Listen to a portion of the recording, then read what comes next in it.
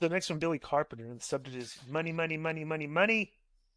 18, with Jacob Fatu being booked the way he is and how he apparently was turning offers down before coming to WWE, what type of money do you think he's making? I mean, he's coming in around the top of the card. He's clearly got some very good connections to the top names on the roster, but at the same time, it's not like MLW were doing giant stadium shows with him on top. And FYI, everything he's getting, he deserved. He was the best non-WWE wrestler for a long, long time. And P.S. Konnan, I hear that Jacob Fatu is a real-life tough guy. Can you and Disco confirm that Joe told you that he said he could easily take Jacob Fatu in a shoot? No. You haven't said that, Joe? No. Well, you talk about how tough you are in your boxing now, so... Yeah, I don't Samoans. That's rule number one. Nor chicks with the tattoo of a dagger on them. Joe, look up, try to find what is the average downside guarantee for a WWE performer these days. Okay, because I would suggest that I bet you they gave Jacob Fatu your basic downside guarantee, but said you're going to be doing this, and you're going to be making a lot of money. We're sticking you in the bloodline angle, so you're going to be near the top of the card, so you're going to be getting a good chunk of change on your paychecks. What is what I would suggest. So I don't know what he's making, but I would think he probably didn't go in on some big dollar deal, but went in on a comfortable deal and on the downside with the potential to make more. That's what I'm thinking. Yeah, because there's a ton of Samoans out there. Like you don't really, they needed him, but you didn't need him. No, but he's special. Yeah. So Meltzer reported most WWE superstars now are simply paid a salary, but no longer receive extra money from merch, working house shows. Okay, what's the salary? Oh, they don't. What's the average salary? This is a separate report, but it says the average downside guarantee for someone breaking in is 75 to 125. But I should. But that's the downside. He definitely ain't getting paid for that. Yeah, but you what's the average salary, not the lowest? Yeah. Because remember, 4 years ago, the FTR turned down $750. Yep. So I would think probably Jacob Fatu got $1 million. I would think, but that's probably if he got a basic salary, the basic deal, I would say he could probably get $1 million. He's a hot free agent. Like there was a lot of people were talking about this guy. Maybe more. Bro, if Okada got 4.5 and Ospreay and stuff Jacob Fatu may have gotten more, Yeah, but they're not in the job of overpaying people. Right. Yeah, WWE's not. Yeah, the average downside for those that still have them is $250K. I mean, who are we kidding? Right. Their whole sales pitch is, you want to be a star? We make stars. They do. Okay? That's it. That's it. And everybody, and nobody accepts the most loyal guy in AEW, which is, I don't know how many that could be, is not going to say no to WWE. Okay? It's a pretty basic, simplistic formula. If this is the WWE's pitch to you, say, hey, okay, look, you're a stock. All right? If you go to our company and we sign you for 3 years, at the end of 3 years, what do you think your stock price is going to be when you're done after that 3 years? And because we're investing in you and we're increasing your stock value, right?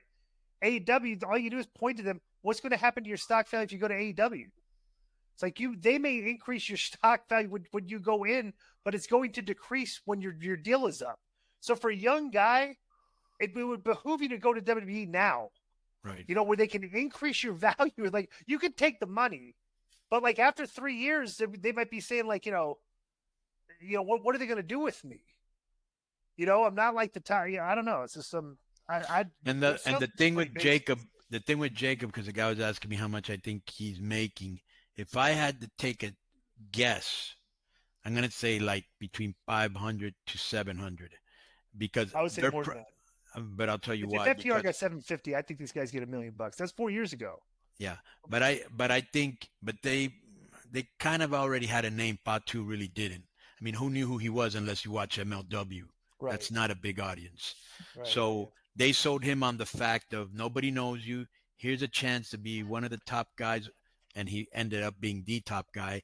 We'll give you the belt. They'll give you more visibility. Some guy who's on the indies that nobody knows is going to jump at that. So at the beginning, I know they weren't paying him much because we talked about it. And I think at the end, because he was their top guy, they're probably paying him no more than $200,000. So if they're offering you $600,000, which is 3 times what you were making, and you're going to be in this bloodline faction, right. I think his next contract, he's really going to get paid. Of course, that's what you're banking on, Right. when you're young. Yeah. You know? And yeah, Fatu's 100%. Because I had just started the third year of my deal when WCW went out of business, and I was thinking, my renegotiation coming up now. Now I'm really going to get paid, Right. That's why I was in the company went out of business, like, Yeah. But I was looking to sign for I thought my next deal, based on what everybody else was making and the projecting how my contracts were working, I thought I was going to get like $500,000.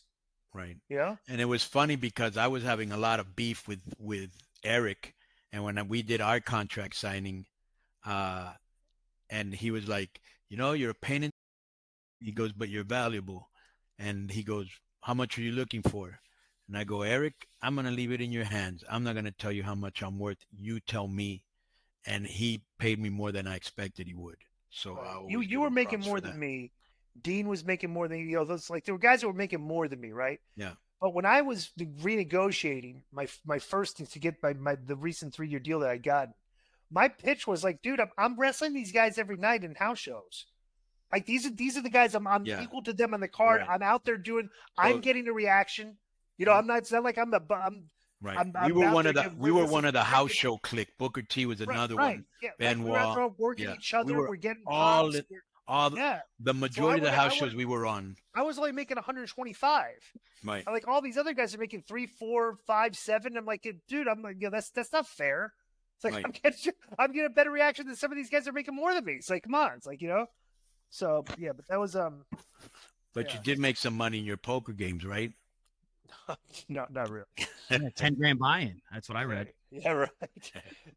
By the way, this is hysterical. Okay, so a friend of mine from Atlanta that used to play my games back. I've known the guy for almost 20 years. Right. Right. He's a good kid too. He's a little older than me, and he's a Christian too. So he's like a good guy. So right? He's older than you, but he's a good kid. He's a good kid, right? Okay, so he came to Vegas to do to play the World Series, to play the main event, right? Right. And we went and had dinner. I took him to Korean barbecue like the night before he was going to play, right? So we went to go eat. And so then he the next morning he had sent me, or he was supposed to play. I went to go eat on like a Thursday. Friday he went and registered, and he got his ticket for the his receipt, right? And let me see here. So he sends me his receipt for the $10,000 buy-in, right? He says I play Saturday. So I tweeted him back, what a waste of money. Okay. Then he tweets me back, you're a jerk, right? And then I said, if you win, you can show that text in your documentary, right? Bro, he got 66th place and made $140,000. So his $10,000 got him $140,000. He was like, so like when he got in the money, okay, when he's 142nd place, he tweeted me or texted me, he says, officially not a waste of money. Because he'd won like 15,000. So let me ask you a question. When they give you that much money in a casino nowadays, do they give you 1 million chips, or they give you like a card with a number and then you go to the cashier? No, you buy in and you go to the table. This is a tournament, so it's just like everybody has the same amount of chips to start off with. So you go and you cash, and you go to the table and the chips are at the table and in front of your seat when you sit down. So, and then at the end of the day, so when you cash in, you got to pick up. You bag your chips. Right. They give you a bag. You put your name and seat number on it, and you leave it at the table. They collect them. When you come in the next day, you put the chips back on. Yeah, so it's just like a whole process of like. Yeah. It's actually if there's somebody on the inside, it's very open for cheating too. Really? Because you could stick some chips in people's bags and stuff, Yeah. But it's never happened. But it's obviously very secure because the integrity of the World Series main event is a big deal. It's on TV and everything. Right. So, and you got 1 million cameras. Right, but that was pretty funny that he made $140,000. So that's a great story. Yeah. Yo, what's up? I just want to thank you guys for watching this clip. Don't forget to hit the like button, leave a comment, and subscribe. And join our YouTube membership for hours and hours of exclusive, unedited, uncensored content. And being a member will help you get involved in our upcoming live streams. Thank you for your support. Thank you for riding with us. I know you got a lot of other podcast choices, be it wrestling or other ones. And thank you for picking us. Boom.